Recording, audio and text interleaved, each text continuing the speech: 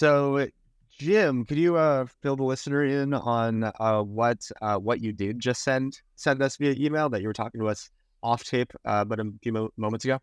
All right. I was at a conference that our friends at Dimensional Funds put on, and it was a great conference. There was some media stuff going on, and people doing podcasts, and so it was a great learning experience there. And then there was a practice management piece of it. But during the conference, we had a presentation from a company that's developing some software.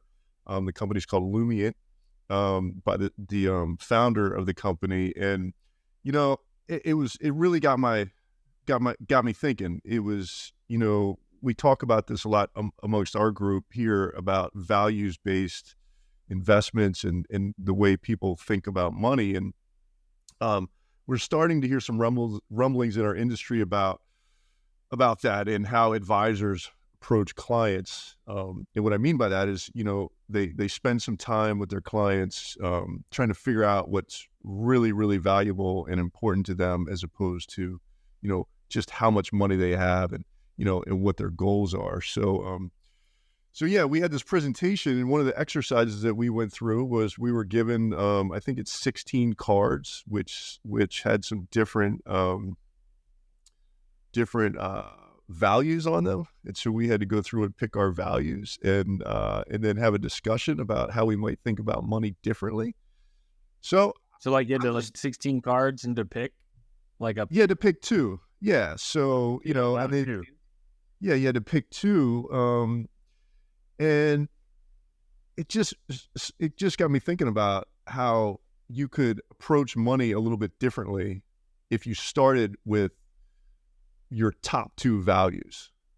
So I was going to throw it out there, and I was going to just see if we could all go through and pick our top two and just have a discussion about how we might think about money differently if we put ourselves out there and shared our top two cards. Oh, this is hard. Did you have a narrowing down process? Like you go from 16 to 8 and then to 4 and then to 2, or like before you just go straight from 16 to 2? Jake, I'm gonna preempt that question, if you don't mind, just to sort of fill the avid listener in just a little bit on the kind of values that we're talking about. I think the viewer and the listener might be curious to know that while these are values as it relates to finances and money, there's very little actual financial, like when you think about financial content contained within these values. So one of them, I'm not going to read all 16 off, but just to give the listener a little taste, we have nurture my relationships. And educate loved ones, be more socially active. And then a few that, start to use the language of money. We have support and protect those I love. So support that, that makes one think about money. It's not all related to money. Supporting comes in many forms, but, you can think of financial support. And then we have spend without guilt, which feels like it's, very much more sort of keyed into the specifically financial aspects of life. But a lot of these, become more active and healthy, live in a better place. It's interesting. Don't really touch on money as such at all. Yeah. And so if you start from like I guess we'll call it values, what your true values are. If you start with that objective, you might be more inclined to think about money in a different way. Maybe you don't spend as much on something else because you are starting with this sort of higher perspective or this more important goal in your life that you're trying to achieve. So I don't know. That's just sort of what I took away from it. And it just really got me thinking and energized about what we could potentially help clients with if we started with somebody's true values, what they're trying to accomplish in their life. Yeah, well, I hope we can share this. Like that would be really great if we could share this to all our viewers. But as Jake and I sort of found through this list here, because there's really good stuff here. Jim, you've gone through the exercise. Can you share with us and with the audience what you picked, or what? I'd be happy to do that. Yeah. So let me just look through my list here. So number one, I picked pursue work with a purpose. And that was one of them. And then the other one was help others live a more purposeful life. So mine were sort of, I guess, related to helping people. Yeah, it's interesting you say they both have to do with helping people, because they clearly do, but there's also, they also seem to have to do with personal meaning, right? Purpose, meaning, how one makes sense of how they spend their time, right? Both for yourself and for others. It's funny. I'm like eyeing those two. Like I've got one. I know one. And then I've got like, it's between pursue work with purpose and help others live a more purposeful life. And like, I think to me, in a lot of ways, they're tied together. And, pursuing work with purpose is like, I don't think it's, for me at least, it's not like from, 0 to 60. It's just like a continuation. Like, this is what, like, I mean, for me at least, I already feel like this is an important part of, my day to day anyway. Like, I just want to like continue doing that. But the other one that got me was nurture my relationships. And like last night, my cat Fozzie, like I've got like a wife and kids and family, but like I'm like thinking about my cat, Fozzie. He's like this big fluffy cat.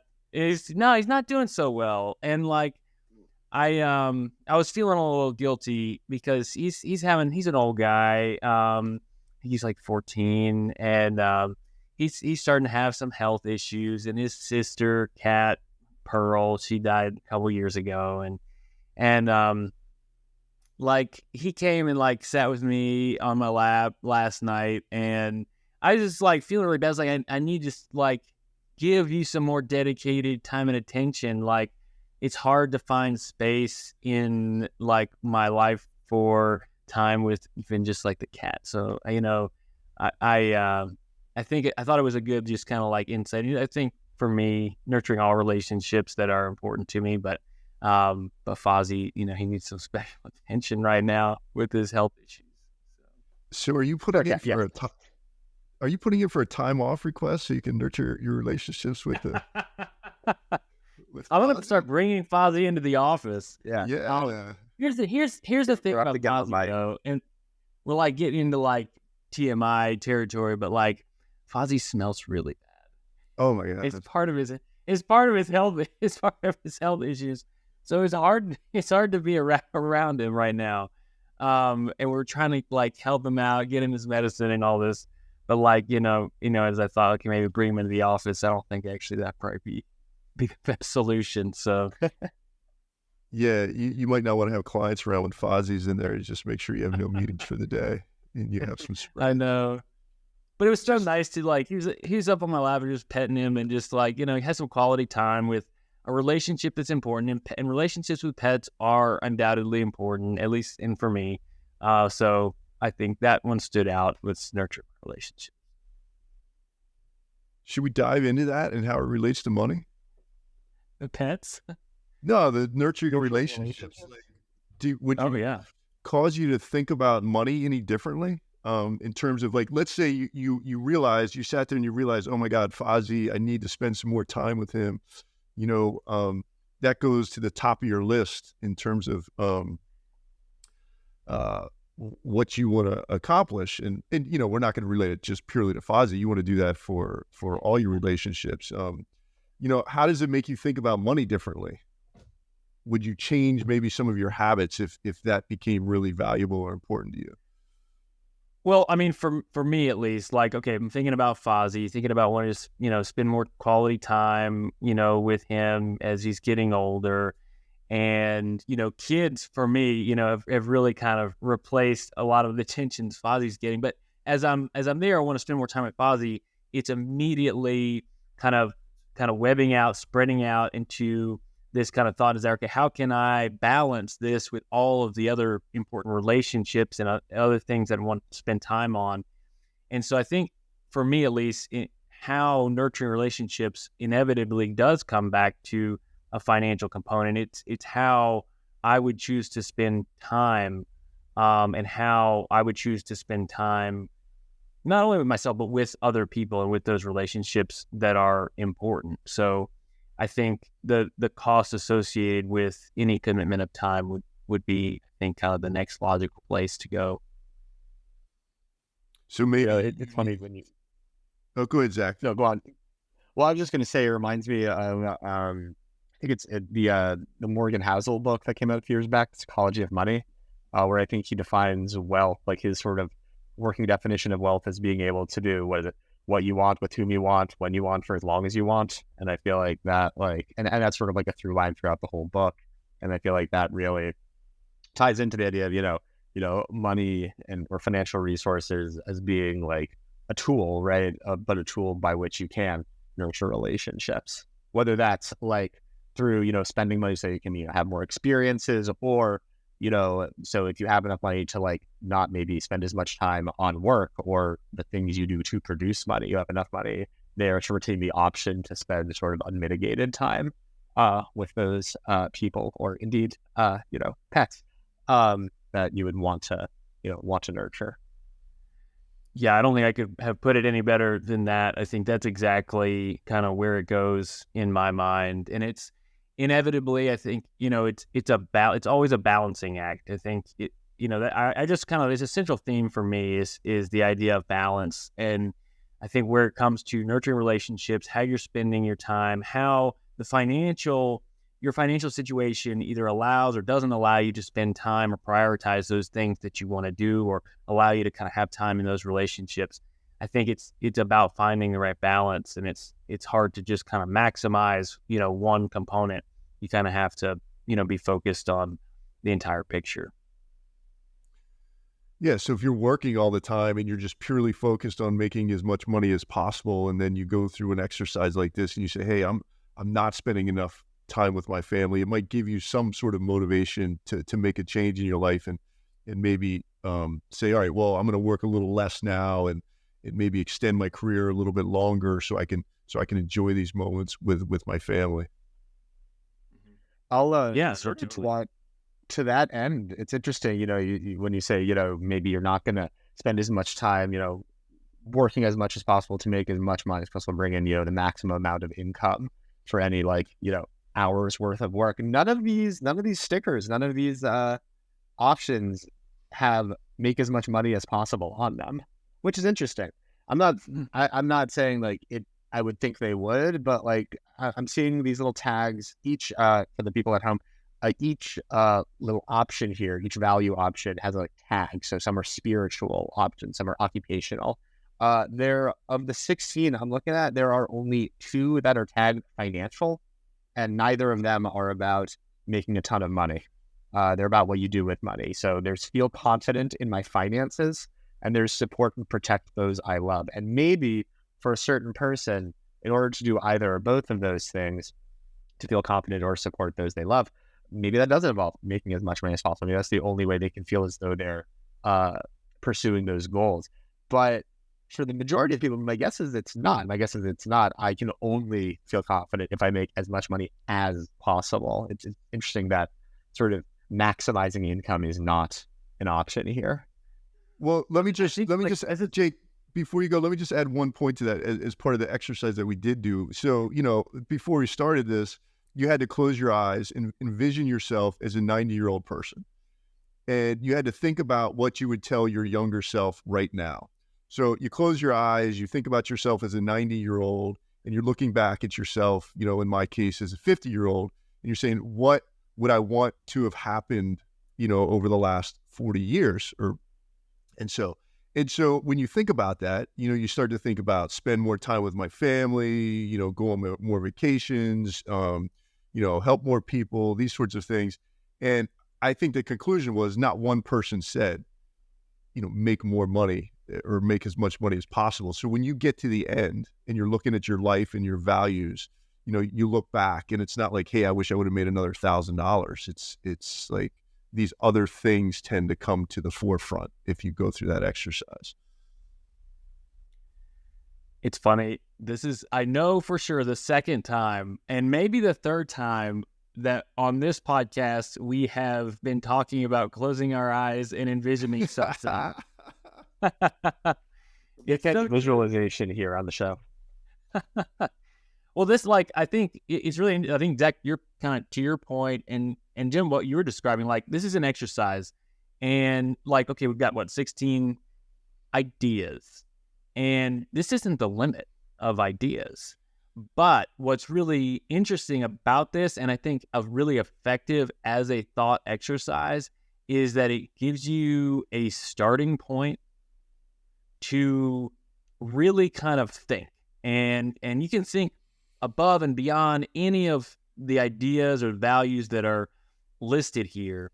And like, yeah, I mean, maybe make as much money as possible is someone's true like value. And maybe it stems from a lot of other things. Maybe, you know, there's an inherent sense of self-worth that's attained by earning as much as possible.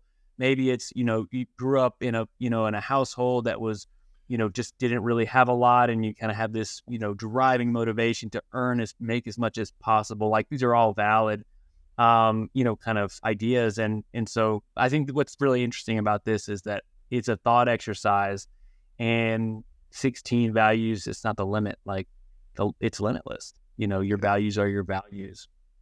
And I think if we, you know, take somebody through this exercise, you know, and not everybody would want to go through this exercise, but let's say you take someone through this exercise and they share that information with you. So let's say make as much money as possible is their value, but it's tied to some of these other things you mentioned, then it takes the judgment away from me in trying to steer them in a different direction. It says, all right, I understand now why this is important to you. Let me help you achieve that goal, as opposed to just saying, hey, what are your goals? And, you know, you need to make X and you need to spend Y. You know, it just takes it to a whole new level to help people think about their money.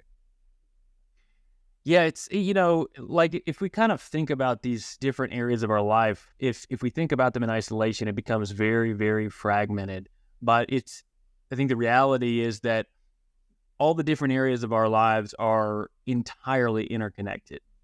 And I think, Zach, that's exactly what you were describing earlier, you know, around the psychology of money. Like, the financial component, it's woven into all these other areas and aspects of our life. And so it's not entirely possible. Like you said, Jim, like, what are your goals? Like, what are your financial goals? Well, you know, you can maybe begin to scratch the surface a little bit, but you do have to really dive deeper to gain this sense of understanding, kind of where is this coming from, so that you can truly align the financial component of your life with these other components of your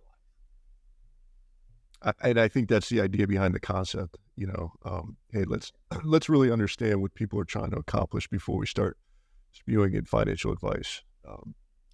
Just take it a little bit deeper, you know, which is hard to do, and not everybody's willing to share right away. And it's just it is a delicate process, you know, and a lot of times people are coming to you, they just want to solve some sort of problem. So you gotta be balanced. You can't say, hey, we got to stop this whole thing and go back and understand what your values are. If they just, you know, just want to know if, you know, if they sell something, what the capital gains rate is. So, so there is some balance to it. But if you're developing a long-term relationship and you really are truly trying to help somebody achieve their objectives, understanding these things, whether it's in your initial meeting or over time, can be really, really valuable exercise.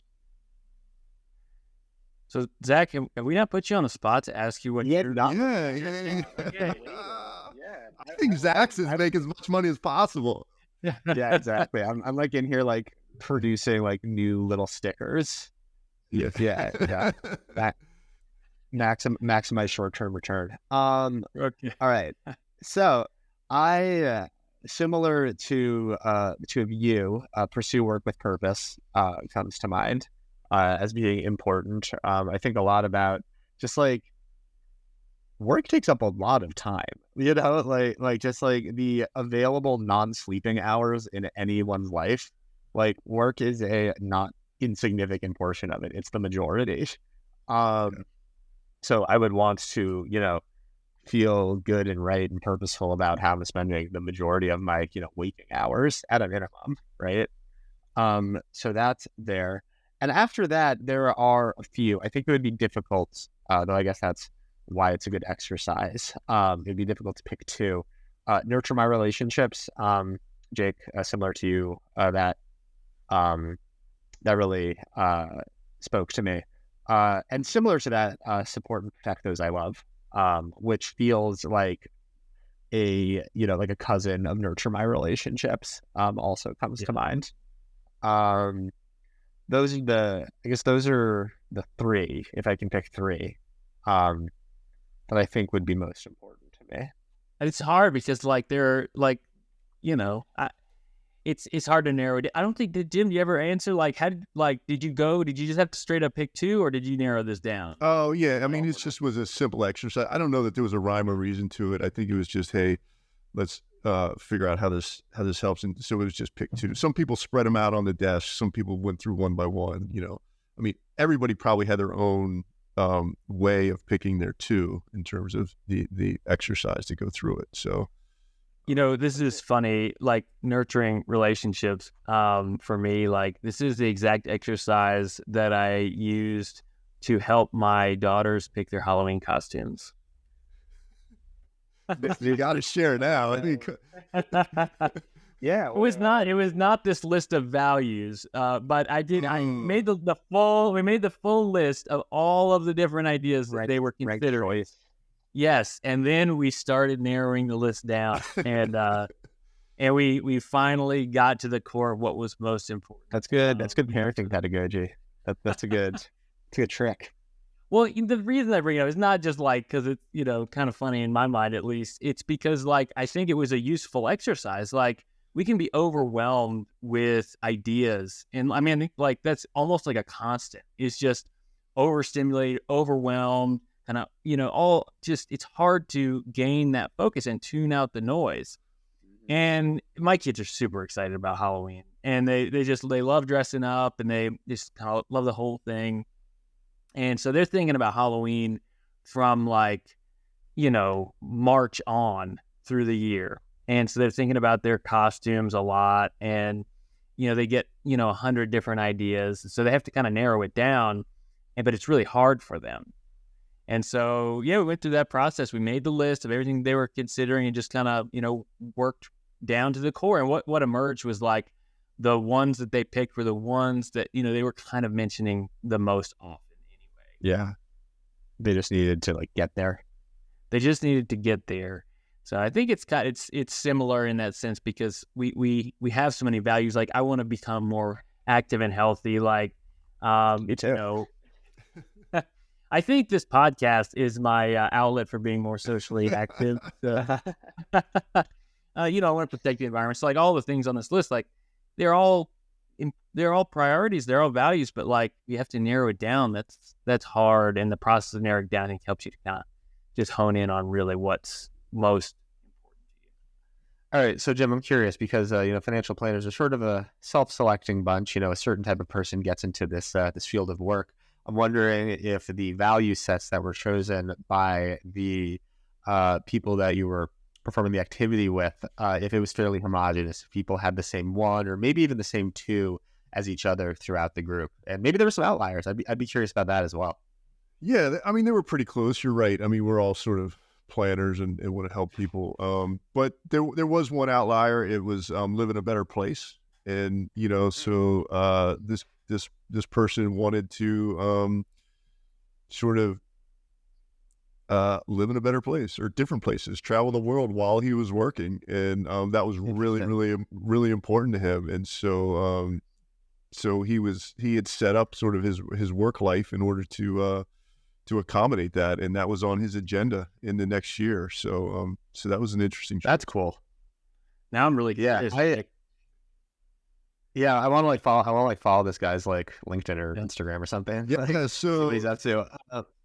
He's got a really cool blog I got to check out. I think we need to stalk him a little bit. Yeah, definitely. I'll share his information with you guys. Very cool. Yeah, when I saw that one, I was curious to live in a better place. Right, like I wasn't sure if that meant like literally move to some place that I personally subjectively think is better. Like I live in DC, but man, I'd love to live in the Hamptons. Or if it's like I want to work to create a better place socially or environmentally, or I want to improve my neighborhood or my community and live in that, bettered place. But I guess it's up to, subjective interpretation. So we were also all together at that a NAPFA conference in Denver the week before, and we all went through an exercise, the money scripts exercise. Money scripts. And that's sort of a related psychological experiment to understand how you deal with money. True. We did. So for those at home, Jim's talking about money scripts and scores. What money scripts is basically a framework by which to understand how you yourself, because it's a test you take, relate to money, and what basically the internal script or the internal, set of unwritten rules that you approach your own and the broader financial world with. And you might need to help me out here. There are four possible options: money worship, money avoidance, money vigilance, and there is a last one that I always forget. Money status. Money status. Yes. Money status. And the thinking is that of those three, money worship, money avoidance, and money status are sort of inherently maladaptive. If they're probably, if you fall into that category, it's probably something that you should work on. Money vigilance is not considered inherently maladaptive. However, you can be too money vigilant, at which point you're basically hamstringing yourself, because you're probably not enjoying life the way you might because you are too, quote, money vigilant. You're saving too much, you're not spending enough. You could probably be having a better time and not, compromising your future as a result of having a better time. It's the balance. So, yeah, and that's like like when I went through that exercise, like it just really stood out to me again. I mean, this, everybody's gonna, fall, have a different score for each of those, 4 categories, and none of them are inherently good or bad. It just kind of is what it is. These are your kind of ideas around money, and you can kind of find yourself maybe leaning too far into one of these categories. And I think in any one of them, like you were pointing out, Zach, including money vigilance, like if you're scoring way too high in any one of these categories, I think it's that kind of opportunity to kind of look at other ways to kind of look at money and kind of find a kind of a more appropriate or healthy balance. Yeah. So the other thing to add to that is that these things are starting to evolve more in our profession, like I said earlier, and so advisors are starting to use these things to really understand how people feel about money, and it makes it easier and better advice that you can give if you understand like somebody's history with money and why they act a certain way. It helps you maybe coach them in a different way as opposed to just pushing ideas on them. It just helps provide direction. Putting yourself in their shoes as much as possible. So it's great that I think our industry is evolving a little bit to give better advice. Like just the only comment, and Greg, I know you have some thoughts as well, but like my only comment, Jim, to what you were describing there is that, I mean, like all of these exercises, whether it's, kind of the money scripts or going through, values, thought exercise, all of these are efforts to improve our own knowledge of ourselves, kind of who we are, what's important to us, how we think about money. And the more knowledge that we can have around this, and for some folks, we know that it can be very hard. It's not necessarily fun to go through these exercises. For other people, it's like chomping at the bit, like, yeah, I really want to do these exercises. They're a lot of fun to think about. But either way, it's an exercise in building knowledge. And the more knowledge you have, the more confidence that you have, and the greater the sense of control you have about the decisions that you're making. And so I think this really does boil down to, kind of improved decision making, and especially when it comes to financial decision making. Yeah, absolutely. And I was just going to say, in the interest of, transparency for our audience, I thought it'd be fun if we, sort of went around and said how we all did on our own money scripts exercise. And I can go first because I went last time. So I was in the money vigilance category, but I was too far to the right. I was in the the danger zone of money vigilance, like in the point at which like a generally good outlook and a way of being about money tips over into, you're probably, making life a bit more difficult for yourself than it needs to be as a result of your vigilance. You should loosen up a little bit, is the main takeaway from that score. But it's very difficult. That's a hard thing to do. I mean, they're internal scripts for a reason. They're hard to change. Yeah, we should take an episode and dig into that. What your how your scripts were created. We get your parents on here. Oh yeah. So the answer to the answer to that is always childhood, right? Like I feel like at the end of every like psychological literature about how people relate to money, it's always childhood and what was modeled for you, right? Yes. That is one of my favorite thought exercises, is to kind of think through those earliest childhood memories around money, because I think the ones that stand out are the ones that stick with you, and kind of the message that they convey to your kind of own internal thinking and kind of your own money script, your own thoughts around money is really impactful. I was also money vigilant on the money scripts, Zach. I was not necessarily too kind of heavy in the category, but with you weren't to the benthic zone. You weren't. Oh, the overly vigilant zone, like square in the vigilant zone. I was, didn't surprise me really. I think like balance. Jake is striking the balance. I'm all about balance, and like one little story that kind of came to mind. Well, I'm going to say this little story. Like, there's a lady here in Asheville. Her name is Laurie Masterson, and she had a restaurant, a catering, company. She catered our wedding a long time ago now, and she had this kind of motto, which was "Don't postpone joy." And you see these bumper stickers kind of all around town, because she had the bumper stickers, had it for sale at her little restaurant, and she's a great lady. She had cancer and unfortunately battled with that and passed away. But I think that perspective that she had from her experience and her fight with cancer, I think kind of similar to that exercise that you went through, Jim, kind of envisioning it, say you're 90 years old, what would be most important to you, and that message of don't postpone joy, that resonated with me, at least, because there are certain things that are very important to do and to do now. And maybe if we look at the financial planning, maybe there's some trade-offs that are, it's important to be aware of if you prioritize doing something today. But I think if you go through the thought exercise of saying what's really important to you, there are some things that you need to do now. And so anyway, I just want to share that, because don't postpone joy is a neat idea. I think that helps me with the idea of balance, in thinking about money.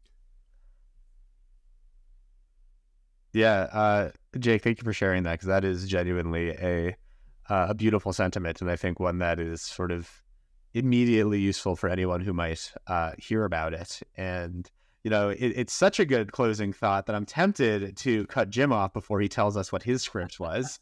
But Jim, I'm not going to do that. Do you have a script? So I did submit my script, but it never came back with the results. So unfortunately, I do not have something to share with you at the moment. You're something new, something they haven't seen before. I'm something new. I'll have to retake that test. There happens. They're still analyzing your results down in the money lab. The money lab. Yeah, they're gonna publish next year. Oh, maybe this should be the new name of our podcast, Money Lab. That's not bad. That's interesting. Heard it here first. Exactly. Timestamp it. I think no, but I genuinely think that's Jake, the perfect note to close on. So for everyone listening, we would bid you to not postpone joy. And for that, we will see you next time, everyone. Thanks so much. Thanks.